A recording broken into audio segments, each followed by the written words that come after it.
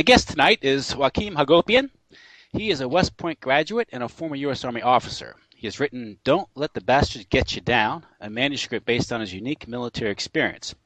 After leaving the military, Joachim earned a master's degree in clinical psychology and worked as a licensed therapist in the mental health field for more than 25 years. He now focuses on his writing, which is primarily concerned with U.S. international relations, national security issues, and I guess you could say the various intrigues of the deep state, New World Order as such. His blog site is Empire Exposed Blogspot. Joachim is also a regular contributor to Global Research. Joachim, how's that intro? Sounds good to me. Covered all the important parts. Okay, great. And Sure. You wrote a couple of articles that really caught my eye here, and they kind of cover, it's kind of a survey of the political, geopolitical, cultural landscape today.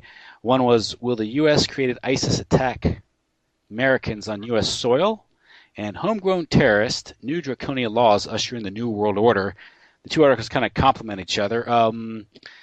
Let's talk about ISIS first. I think that was the primary topic of your first article, ISIS, and what exactly ISIS is, the evidence that the terrorist group is actually a proxy force for Western intelligence. Okay, well, I think we need to go back with a little history to start off. And it was in the late 70s, early 80s that basically Reagan and Bush Sr., who was CIA director and then, of course, the vice president under Reagan, during the Soviet Union, when they still had an empire, they went to the graveyard of empires, Afghanistan, and spent their Vietnam of 10 years losing the battle in Afghanistan, just like America recently has done. And we, of course, in the whole Cold War realm, were backing anybody who professed to be anti-communist. And so we felt like the United States government, not we, the United States government decided that they needed to support Afghanistan in their fight against the Soviet Union. So they got together with Mujahideen, and these guys are the pre-Al-Qaeda jihadists, basically. And that's where Osama first basically got his experience in combat, leading the Mujahideen. He was a very young leader at the time, and so we backed them against the Soviet Union, and of course, the Soviet Union lost. So it was basically a win for America and the West to have supported Mujahideen. And a lot of these guys were not even from Afghanistan. They were from mostly Saudi Arabia, which of course is where Osama bin Laden came from too. So we had our start with basically backing, quote, terrorists way back in the early 80s against the Soviet Union, and were successful there. And so we figured, hey, this is a good proxy outfit that we can continue to finance and arm and train. And let's go to Yugoslavia. Let's do our little number there and break up Yugoslavia. That's what America does. We go everywhere around the world to destabilize, break up, to make little weak countries from bigger, strong ones that basically don't buckle under to U.S. empire. So the target next in the 90s, under the Clinton conspiracy era, was the Yugoslavia, and in particular the Serbs there, because we were backing the Croatians, and so that little war happened throughout the 90s, basically, where we the UN, the U.S. government, and the UN, under the NATO command of West Point grad Wesley Clark, did a bombing thing, a little, basically a war crime right there, and we killed a bunch of civilians, and we wiped out the radio tower, the consulate of China. we did some bad stuff there in Yugoslavia, and we employed, of course, our at that time seasoned veterans of mercenaries, the Al Qaeda group, and of course they helped us move our Afghanistan drug, opium, and heroin along into the West in America, and so it was like a win-win for the U.S. government and Al Qaeda and Osama, and we were getting along real fine, so well that when the neocons came to power under Bush II and Cheney, they decided, hey, let's have a Pearl Harbor-like event, and then we can do a war on terror. So who do we use? Of course, we use the Al Qaeda proxy mercenaries. So we hired a handful, I mean, supposedly 19 of them. I think 15 were from Saudi Arabia. And with Osama, and it was all basically a deal set up between Saudi Arabia intelligence, Israeli intelligence, and you know, the British MI5, America, CIA, and the neocons in control and power did 911 with the help of Osama and some of the so-called Al Qaeda terrorists that we created. And so that one was done. And then, of course, we have this forever war on terror. It was all manufactured by the neocons who are in power in our U.S. government to this day. And so, of course, the evolution of it is, oh, by the way, then we got bogged down, of course. It was the justification to, you know, under the lies of weapons of mass destruction that never existed under Saddam. We went into Iraq and destroyed that nation. Of course, before that, we were attacking the Taliban to remove them from power in Afghanistan. And then, of course, you know, there's so much overwhelming evidence of 911 being an inside job, false flag. But I won't get into that. If you like, we can get into that a little bit more. But we have a lot of ground to cover here.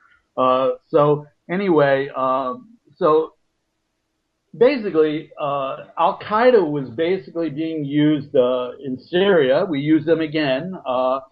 We also discovered that a whole bunch of those so-called terrorists that sacrificed themselves in 911 were actually alive and well in various places in the world. But anyway, we decided that Al Qaeda was kind of like, basically the jig was up. People were catching on that we were using Al Qaeda as our proxy ally in Syria. We used them once NATO did their number on Libya and got rid of another former ally who was going against the U.S. dollar, and Muammar Gaddafi. Once they go against the U.S. dollar as international standard currency, they're dead ducks, and that's what happened to Saddam, and that's what happened to Muammar.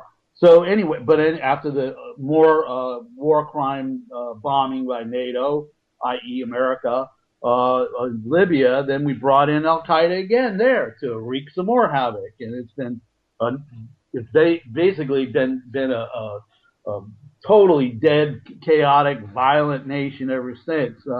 And it was really before we did our number to destroy Libya, they were the blossoming flower of Africa, and that's why they were destroyed, because they were unifying Africa. Muammar was. So anyway, so we've used Al Qaeda over and over and over again, and eventually it started wearing out because I think the public was starting to catch on that, hey, you can't have it both ways. They're supposedly the terrorist that's lurking behind every corner to kill every American. And so how can you have them as our ally in places like Libya and Syria and a whole bunch of other places around the world?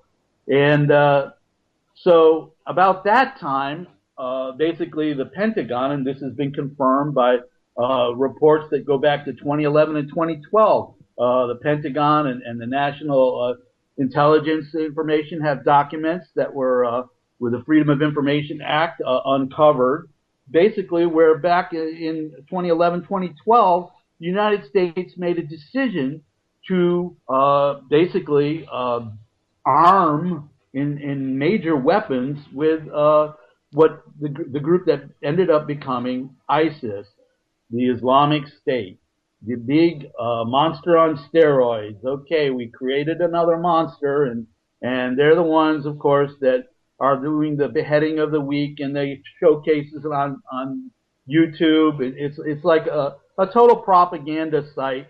You know, yes, they're bad people, and yes, they do kill people. That part I think is real, but they're a manufactured enemy that is constantly supported. Their supply line in Iraq and Syria is supplied by us and NATO and England.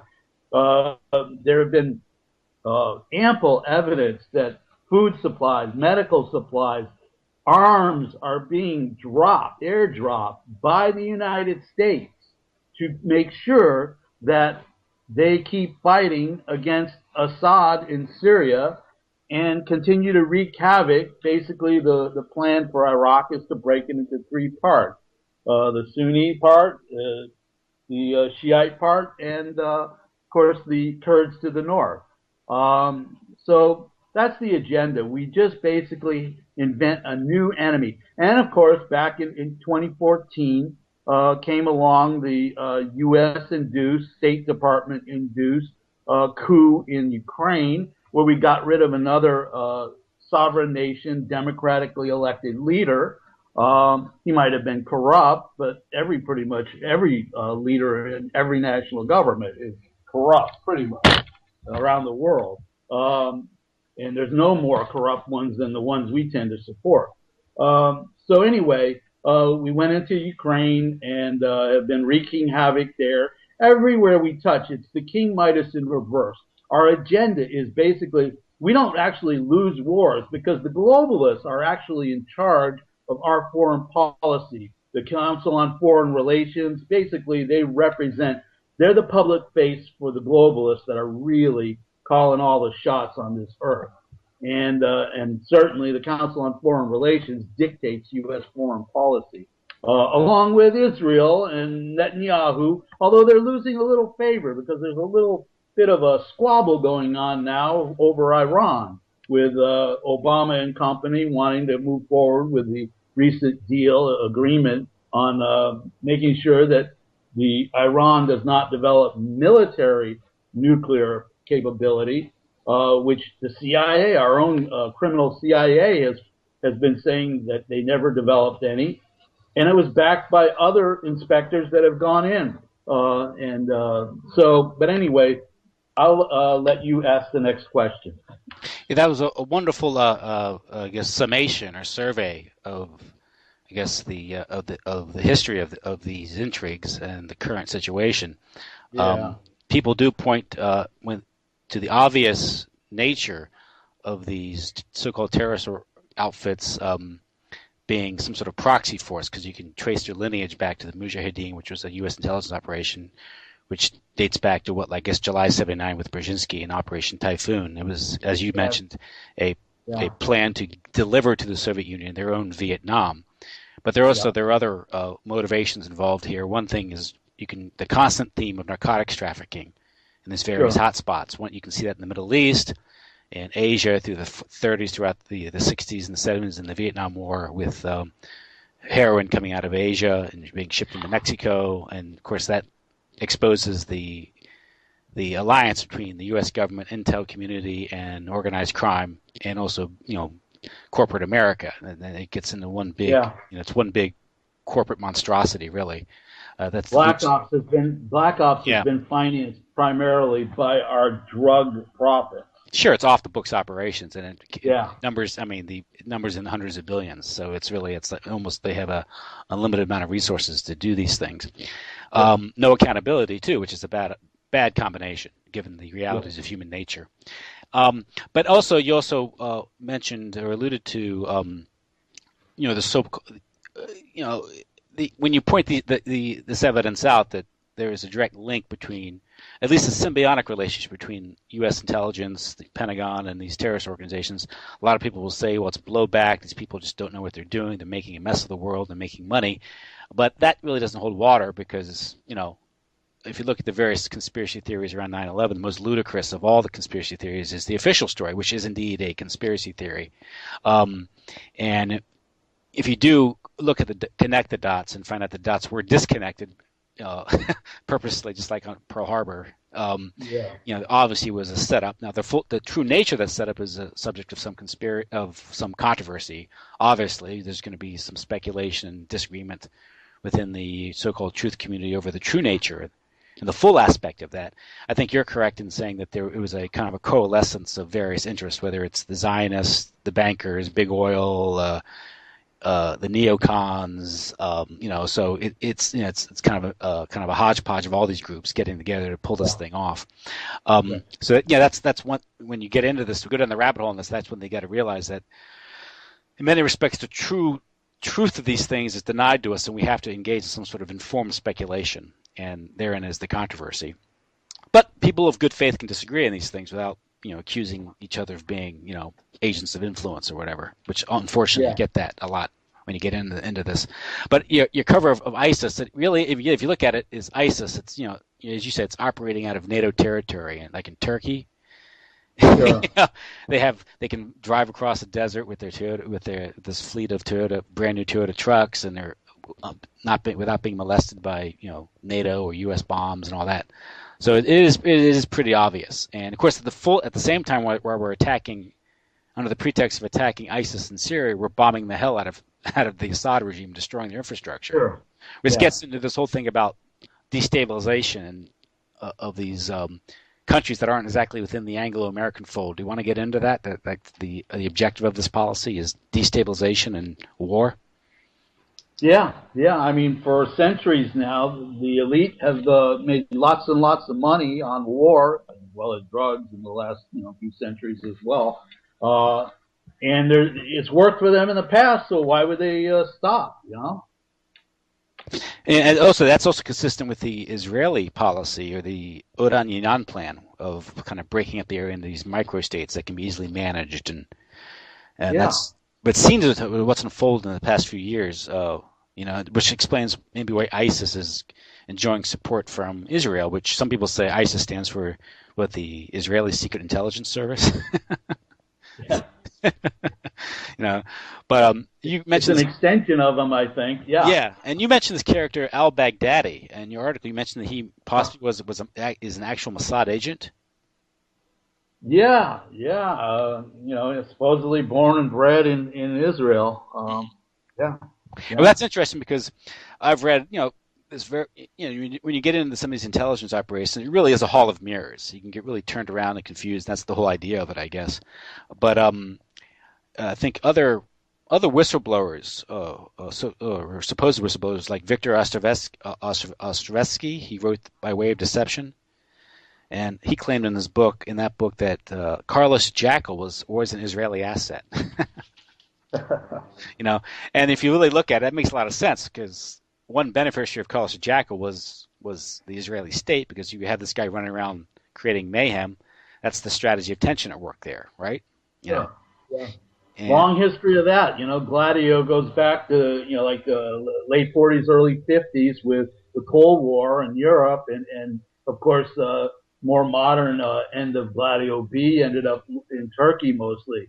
But yeah, the whole idea of blaming an enemy on a false flag, something that actually our own governments, with England and America, there's inside intelligence operatives that are doing all this damage, blaming the designated enemy, and wars have been fought constantly with this as the MO driving force behind creating the tension, and it's all part of the Hegelian dialectic as well.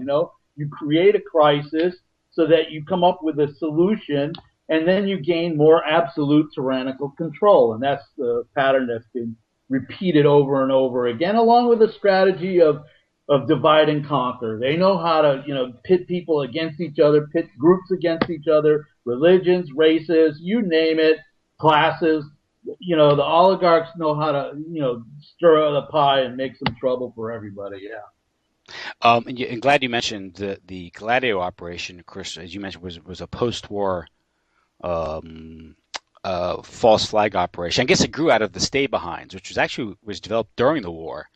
The idea was to create these stay-behind armies during the war, and then after the war, I guess in anticipation of a Soviet invasion of Western Europe, they organized these outfits, which were, I guess, originally formed out of these residual fascist organizations that were left behind after the war.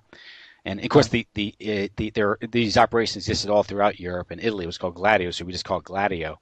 But it is documented, it is known that under Gladio, false flag operations were carried out in Italy and in Belgium. In Italy, they blew up train stations and killed, hundreds of innocent people. Killed hundreds of innocent people. They assassinated a sitting Italian prime minister, Aldo Mori, because he was considering letting communists into the coalition government. And he claimed he got a direct threat from Henry Kissinger, and he was kidnapped. And this was blamed on like Red Brigades, the Red Army factions, and some claim that Baader Meinhof was part of Gladio. And in Belgium, you had these random mall shootings, which might tell us something about what's occurring in the United States today, because there is a precedent for this stuff. So when people go out and they speculate that some of these shootings occurring in the United States may be a psychological warfare operation, it was done in Europe in the 80s. So there is precedent, and of course Operation Northwoods, which I'm sure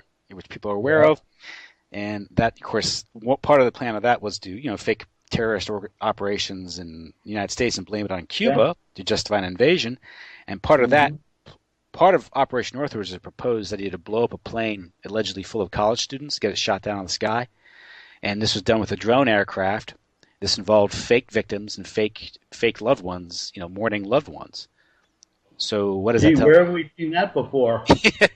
Well, why I mention this is when people get into the speculation regarding media fakery, whether it's Sandy Hook.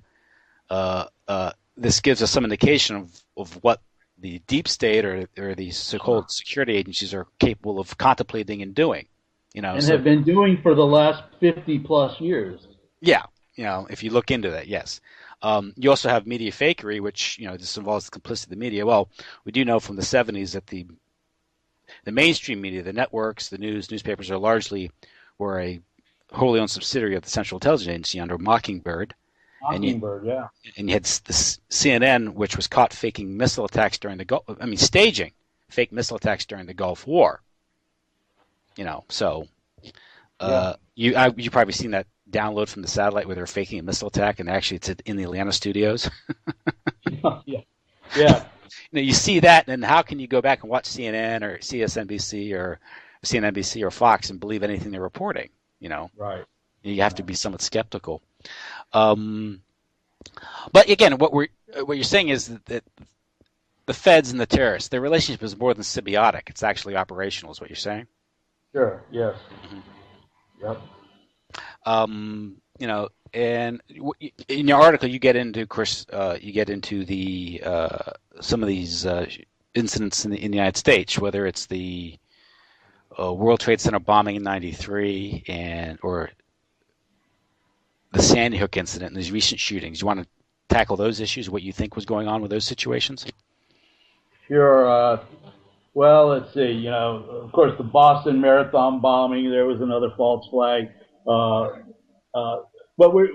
the FBI engages in is basically they end up recruiting the older Zarnov brother was an example of that, where he was recruited by the FBI and the CIA. They actually did send him back to Chechnya and Dagestan on trips, and would come back. They actually, there's a lot of money that's going out to recruit these young people, basically, almost like as Gladio operators. There's a long history with the government, and then they turn on them, just like they turn on Gaddafi and Hussein, they use them and they use them up and then they destroy them. And this is the history of what our government does. There's no loyalty at all. And so, yeah, it was a total false flag with the Boston Marathon. I mean, we can get into a few of the details, the announcement that it was a drill, which it was, until they decided all of a sudden to make it pretend that it was real. I still am out as far as the jury on whether actually there were injuries. There might have been. I'm not certain about that. And I'm not certain about the alleged dead people either.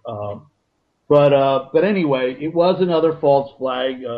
An outfit called Kraft. There's photos of them with their logo on their jacket, on their clothing, and their hats, and they were actually the ones that set down the supposed lethal bomb. And they were operatives basically of our government. They're a private military security company. And then, of course, the whole thing that went down in Connecticut with the young kids. Supposedly there weren't no deaths involved in that one either. And then the more recent ones, like this year with the incident that happened in South Carolina. The payout to the alleged family victims of $29 million within like 3 days or something after the incident. There was no crime scene. They had service 3.5 days after the alleged incident occurred in the church. There's just so many holes to every single one of these incidents. Basically, you can like almost say 100% with certainty that any major incident that's supposedly of violent nature in America now is a false flag. The incident in Garland, Texas, where these supposed ISIS members went to Garland to make some trouble for the people that were purposely propagandizing and stirring up trouble with the Islam buffoonery of a cartoon, in response to the whole Hebdo and other false flag in Paris. Every single major incident is all false flag. I mean, they keep getting away with it, and as long as they keep propagandizing over and over and over with the mainstream media, just telling all the lies, a dumbed down public who seems incapable of critical thinking just kind of accepts it very gullibly as the narrative that they hand out is the one to believe. And yet there's overwhelming evidence in every one of these incidents that it's another false flag by our government. So, I mean, it's just a long history. And, of course, the agenda with the whole incident of the Confederate flag and this young guy that shot up these people in the church, that was a whole thing. All these incidents with Baltimore riots and of course, the incident in Ferguson last year where they're killing African-American males. And then when the African-American community protests, they have agitators that go in there and become violent. I mean, it was proven that George Soros financed them in Ferguson. It's all about the government wanting to create racial tensions and a race war. I believe that it is the agenda of the globalists that are behind the regime in the government that's creating all of this divide and conquer, bickering and fighting. It's not working all that well, but they're doing their best to make a race war. And of course, they've been preparing for war against the people now. That was all part of their long-term strategy going back to 9/11 was to, I mean, you look at the eugenics plan, they've been talking about overpopulation for like 50 years now, and they have people on record, Bill Gates and Ted Turner, these guys are on record, saying we need to reduce the population down by 90%. They're talking about like anywhere from a half billion to maybe up to 1 billion people out of the 7.3 that are now breathing on this earth. They want basically about 6.5 billion of us, that's 13 out of 14 of us human beings living right in this moment on this planet, they want us dead. That is their agenda. That's why they have their soft and hard kill methods. Soft kill, let's poison the foods, let's get Monsanto to poison the earth, let's alter all the seeds so that everything's messed up, where these GMOs are all that they're eating because that's all that they're serving in the conglomerate grocery store chains. It's all a very wicked conspiracy to kill people off the slow way. And of course, the slow way, that way, the very corrupt health industry, they're parasites off slow death, basically. That's the agenda. They want slow death for a lot of people. So they have the chemtrails, the heavy metal toxins that come down are rained down with all over the United States and Australia now and Europe. They're doing this, and they've been doing it for like 2 decades, 3 decades maybe, where they're in planes, and it's all, hush hush. But everybody, well, I won't say everybody, but there's a lot of people that are aware of what they're doing with and it's geoengineering, where they're messing with the climate. They have this whole conspiracy thing about CO2 causing the heating of the earth, which is just a bunch of crap. And that's an excuse that they're using for a one world government, and the Pope's coming to Washington with a historic joint session of Congress for the first time in history. The Pope's going to deliver a speech. And then he goes the very next day to the UN, and he's going to be talking about one world government, basically. He's a stooge for the globalists, basically. So yeah, that's the whole agenda is to kill us off. They want a very small percentage of people on this earth to be their lackeys, and then the 0.0001% that own and control everything on this earth, they get to have their little lackeys. And they're also preparing for possible nuclear war and all of this kind of thing. They're preparing for it. They have all these underground bunkers in cities and underground railway and highways, and they've got supplies for several years under there. They've also done some space colonization that we don't know about with Black Ops. So there's all kinds of things. They have their agenda. I was thinking before I really looked into, how they're well prepared for whatever happens, whether it's nuclear power that destroys life on the surface of this planet, or just partial death. But they've got their contingency plans, and it involves being underground or possibly even out in space with colonization out there. It's a very, very diabolical agenda that they've had the globalists have been around for, they met in 1913 and came up with a Federal Reserve where a private, the central banking system based on debt and theft was allowed to happen for over 100 years now. They've been around. It's the Rockefellers, it's the Rothschilds, the Warburgs. These families have been around and in control, along with the royalty of England. They've been around for centuries, controlling all the shots, making wars. It's got to stop. And right now, we have a house of cards economy, particularly in the West, where it's going to blow. There's they call it the perfect storm, where all of these horror events are going to converge, and they're projecting a lot of speculation around basically near the time that Jade Helm military exercise ends by September 15th. Right in that time period, maybe even a little bit later than the 15th of September, into October, they're projecting all of these horror stories of cataclysmic events that are going to happen that are going to end up causing war on American soil. Supposedly ISIS, they had a training camp with the drug cartel 8 miles from the border near El Paso, and that they've had free access with an open border into the United States for the last several years. And supposedly there's going to be some false flag attacks on U.S. soil, killing Americans, coming up in the next month or two. I hope to God that it doesn't happen, but but there's evidence that indicates that that's probably what will happen. They also have insiders that have worked in the Homeland Security saying that they've been preparing for,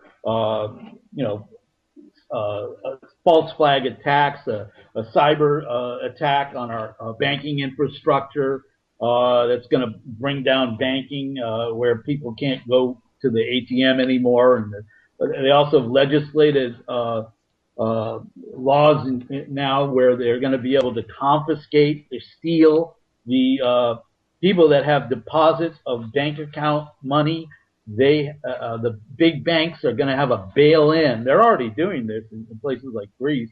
They did it in Cyprus a couple of years ago, where they actually have these bail-ins, and there's a contingency where instead of the bailout taxpayer-funded thing, it's going to be bail-in by they simply confiscating all the money that are in these bank accounts.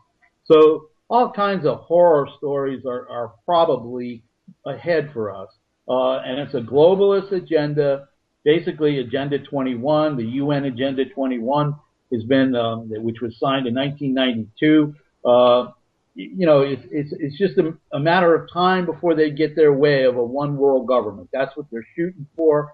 They got the microchips that they're ready to put in. They're already doing mandatory. California passed a law. They're going to be doing mandatory vaccination for adults as well as children. And along with the vaccinations that are required by every human being on the earth, they're going to be doing microchip implants. And that way they really have total control over the population. So, yeah, all these horrible, tyrannical, New World Order, evil, yeah, it's here. It's here. There's lots of evidence coming out. And 2015, it's all accelerated. And my sense of it is they knew they have this Band-Aid economy where they keep, just printing up more fiat money out of thin air. And they knew that they can't, that's not a strategy that will go with the long haul. So they know that the economy is a house of cards and it will be falling.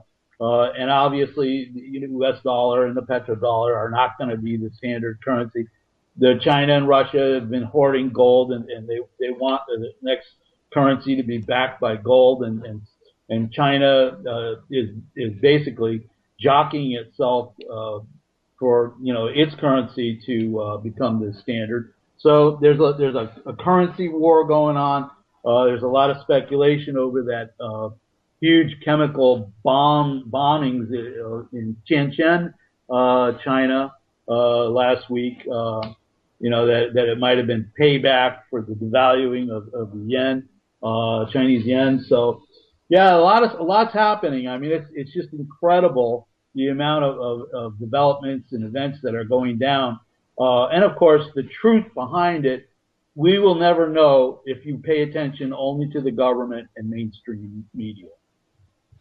Yes. That's why it's good to have shows like you and then Global Research and all of this. The alternative news is the only salvation of to have any kind of truth, and they know this too. They've lost their audience with mainstream media, so they've got a lot of plants out there, a lot of moles out there, stirring up false information and disinformation. Basically to muddy the waters so that the people don't know who to believe. There's a whole agenda there as well. And there's some you could say some planted or false leaks too. I think some people have speculated that's the true nature of the Snowden affair, and also the WikiLeaks, where these people are, whether unwitting or witting, they're assets, and they're designed to go out there and create create some sort of predictive programming in the culture, or to make some false leaks to prepare for some of these events that you mentioned might occur in the next 12 to 24 months, is to prepare society for it. Again, when you get into these things, when you go through this sort of this list of horribles of what may occur, the average person who does imbibe mainstream media is going to go, "What the heck is this guy talking about? This sounds crazy." But you got to do your research, and if you just look between the surface of some of these events, you realize there's much evidence and much validity to these suspicions or fears. The simple question of crisis actors, and to pull off some of these false flag events, you need a lot of people to be involved in this and to participate in these events to pull off the media event, the fake media fakery. And apparently they don't have enough because they've been caught using the same ones in some of these false flag events. But with a Mockingbird media, you can get away with this because it's not like you're going to have the New York Times or Fox News or NBC News going to investigate this stuff. They're just going to read from the script. Good example, somebody have pointed out as far as crisis actors goes, is this firm, it's called Vision Box, which does indeed employ crisis actors to go into fake events. And the question of how are these people being used? But if you look at how DHS, they dole out millions, hundreds of millions in grants throughout the country to carry out these events. And it's very easy to take an event like this and go live with it and fake it. And I think you and other observers have pointed out some of the odd way that some of the victims or loved ones of the victims have acted, whether it's, because there was Bobby Parker up in San Diego, where he's yucking it up laughing just seconds before he starts talking about his murdered daughter. You have the happy amputee, double amputee showing up at a hockey game 3 weeks after losing both his legs, which some say, well, how dare you question it? How dare you question these victims? But the behavior is just odd and doesn't pass the Columbo test. I'm referring to Detective Columbo. Any detective will look at the demeanor of a victim, or to establish a path of investigation. And these behavior is just odd. You use that. That's just one piece to many that are just anomalies that are not explained by the official narrative. The payouts is particularly telling, I think, when you have $30 million being dispensed. Well, that could be hush money. If you're going to say how are they going to pull something like this off? Well, you dole out $30 million in a small community, you can get a lot of silence. And even down in Charleston, I mean, I can't read people's minds, but it just doesn't seem natural to me for children of a supposed slain mother to go out and be so calm and so dull in their response, and calling for peace and love right after their mother's been slain. It just isn't right, and I don't know. That doesn't, to me, it doesn't prove it, but it is odd, and you see, and that's sort of a constant in all these things. Another thing is the notion that somehow if you have a loved one that is murdered, that then you should get a windfall. I mean, in the past, I always said that's why you had life insurance. That's why I have life insurance. That's why I pay a premium every 6 months for it. But where is it written that the federal government can come in and cut you a check because your wife, your spouse, or your parents been murdered? But they do this now. It's sort of routine now in any high-profile event. But if I go out tomorrow, get killed in a car accident, the Justice Department isn't going to write my wife $1 million check. So that's just one area that is strange. You mentioned with the Boston Marathon, the Zarenev brothers, where he's apparently murdered in police custody, despite videotape of him being taken into custody alive. You have the murder of witnesses like Ibrahim Togashev, who was apparently shot to death by the FBI while questioning. And of course, there's no investigation of this. They just take the FBI's word for it. You have these killings going on, and you mentioned, of course, again, you mentioned some of this stuff with the larger agenda regarding Rockefeller medicine and the gradual poisoning of society, whether it's through GMO foods or vaccinations. It's odd to me, it's just in a time when more and more is coming about, the whole vaccination, I guess, paradigm is now being questioned. If you look into that, that's a problem in and of itself. But just now you have California mandating vaccinations. It's such an assault on on personal liberty, and it's just being accepted, So, and again, that's what we're talking about, I think, is sort of a shock doctrine. They impose these wars, revolutions, create fear in order to make sure that the people within society can't have a calm moment to think. Never a dull moment, so you can't really assess the situation. And of course, what does fear does? That's that strategy of tension. When you're constantly fearful, what do? You embrace the state. That's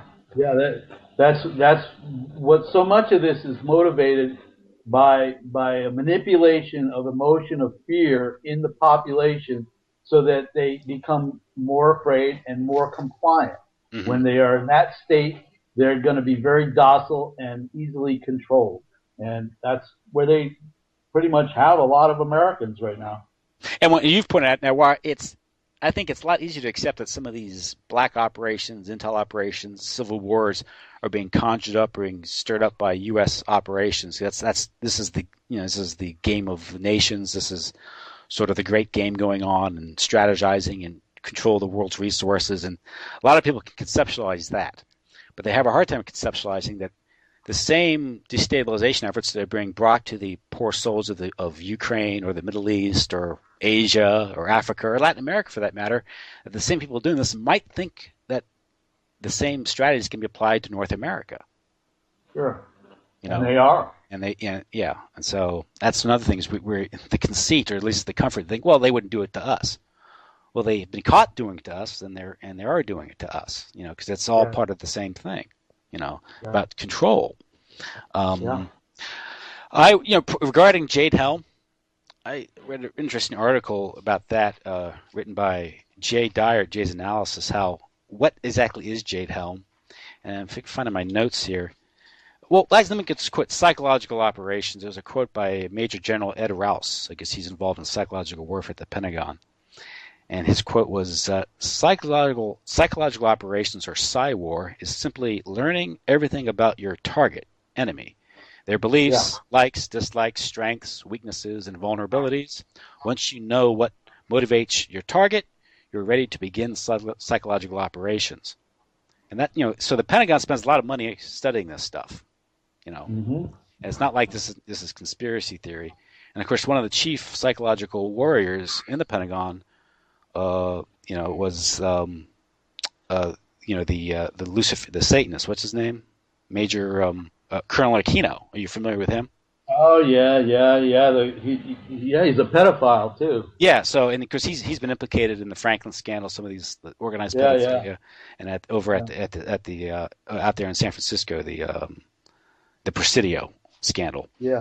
But Jay Dyer, in his article regarding Jade Helm, he says he thought the operation might not be as like an imminent police state measures to round people up, but it's to leak this stuff out, see what the reaction is, sort of a game theory where the Pentagon has this algorithmic tracking of how we in the alternative media react to this.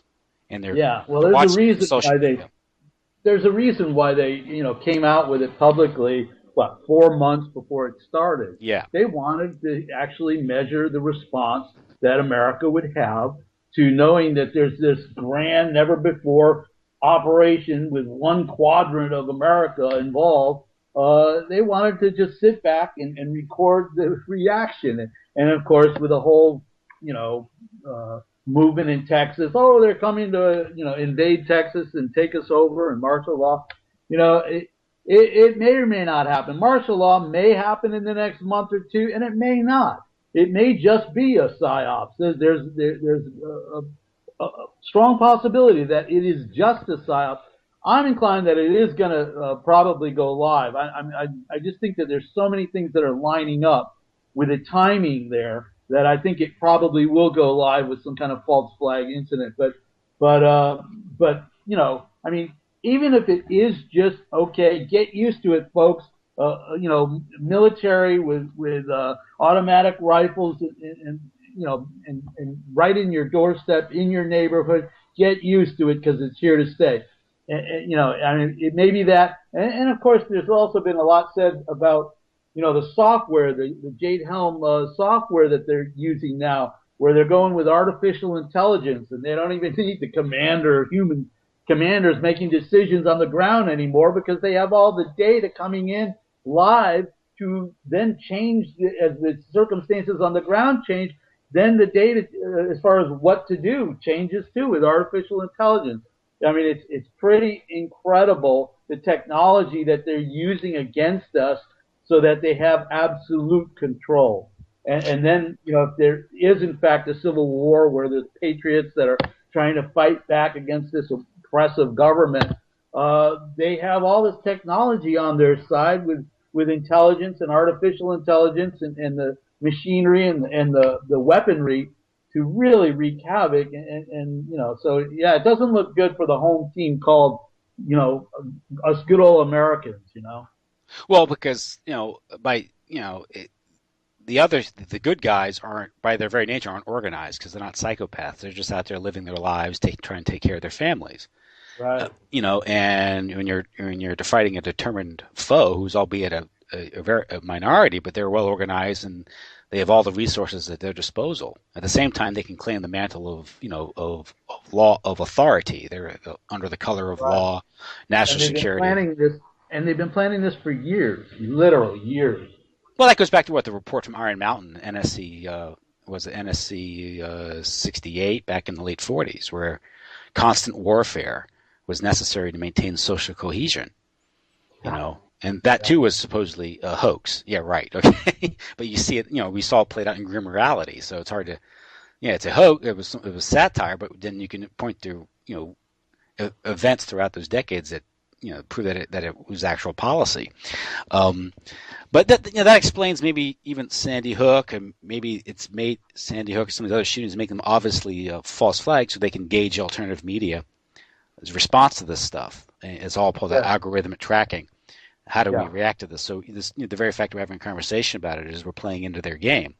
But but you can't sit back and just let it happen, because I think if you do point out the obvious nature of some of these false flags, you could avert an actual event which could save lives. That's why it isn't futile.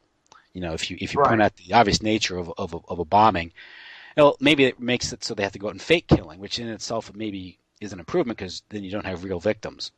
And I guess you could say there have been incidents, I believe, where people have exposed plans of false flags, and they had to stop them because it was already leaked out. Mm-hmm.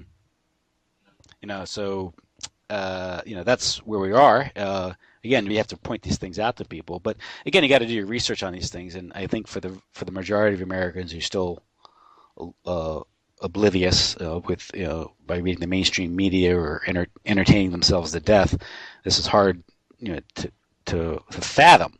But you really, once you get into it and you start understanding the strategy, the mindset, and the fact, indeed, the U.S. government has, particularly with their intelligence agencies and the military, have studied this stuff in depthly and spent a lot of time how to manipulate society. And this goes back, this is the whole idea of ruling through fear, goes back to Plato and Machiavelli. So it isn't really a new thing. It's just the way that the psychopathic rulers control society. But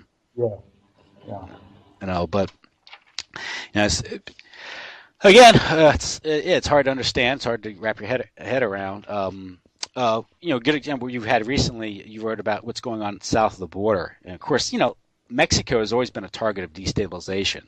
Whether it's narcotics trafficking, heroin from that south from Asia. But at the same time, if you destabilize Mexico and Latin America, you create an immigration crisis. And demographic warfare is also a strategy these people who see it being played out in Europe with replacement immigration, and that in itself is creating fissures and divisions within those societies. And you've had open statements about by various people, whether it's whether it's Sutherland, the Goldman Sachs guy, whether it's Wesley Clark saying that the notion of a racially cohesive nation state in Europe is now part of history, and we need to integrate everywhere. And that, again, doesn't it kind of create a situation where you're going to have constant, civil strife and warfare? Yeah. Yeah, I think it's been the plan of the globalists to basically have the human migration from third world nations, usually darker skinned people from third world nations, basically immigrating into traditionally, like Western Europe, the European Caucasian races that inhabit Western Europe, and I believe that it's all part of the plan to create racial, religious, and class conflict in every part of the world, and by doing that, the divide and conquer, you control the masses. And at the same time, go ahead. Yeah, at the same time, you get a depopulation agenda going on here, because they've preached the gospel of birth control and abortion for for 40, 50 years in the United States. They tried to do it earlier, but it was more or less stopped by the Catholic Church in the 30s. But in the 60s, the introduction of the pill, which was a Rockefeller invention, and also the spread of pornography and other cultural sleaze, they've demoralized the majority white population, leading to depopulation. At the same time, they've strategized or they've planned to this massive influx of third order population into these areas. Do you believe there's a kind of a method to the madness there that's being carried out? Oh yeah. In the same way that, the globalist agenda is to destabilize the globalist /US/NATO, Western agenda, destabilization. Well, the same applies to actually the human migration of different ethnicities and religions that they know will create conflict. And this whole thing on the war on terror, that's a war on Islam too. They've been using the Islam religion as a scapegoat too. So yeah, I mean, it's created so much ignorant hatred around the world that we have a handful of people, I believe, that have actually caused human evolution to regress. That's what I think. But that's not part of the. I mean, I guess you could get into, because this opens up a can of worms. Is this might get into transhumanism and this weird, Bruce Jenner thing and the transformation of man. This effort to, I guess this gets back into like cybernetics, and this goes back centuries. But I guess technology, they finally had now the technology, but they're trying to, I guess, at the same time make themselves gods, but at the same time they're degrading humanity. Yeah. So yeah. It's as you get into, it's this multifaceted agenda where you have to, it's hard to believe that something so vast and so sinister can be being carried out. But as you get into it, as you look into these things, you start to connect the dots and see what's going on here. And you earlier in the discussion did a wonderful job of kind of wrapping it all together with whether it's Rockefeller medicine and vaccinations and poisoned food, and this makes everyone kind of weaker and sicker. At the same time, they can extract more wealth from us throughout life. They're setting us up for for a big fall, which part of their agenda. I mean, so we're getting near the end of the interview. So how would you sum up this? What is it, and what should we do about it? Well, I think what the globalists are most afraid of is an informed public that is onto them, that they know the truth, they know this evil agenda that has been going down now for centuries, and I think their biggest threat, the globalists' biggest threat, is an informed and educated public that will then be making choices to actively oppose their agenda. And I do believe that we need to be localizing, we need to be decentralizing. Everything has been purposely designed for centralization. Well, we got to go the opposite route. You got to get together with your family and your neighbors and your community and grow your own food and take care of each other. That's where it's at. And we need to start regional and state power. I mean, right now there's enough states now that to call for a constitutional convention. Well, we need to start, reimposing our constitution, that we have a bunch of traitors in power that have actually totally gone against the Constitution. So it's no longer our rule of law. We have a lot to do, and North Dakota has their own bank. There's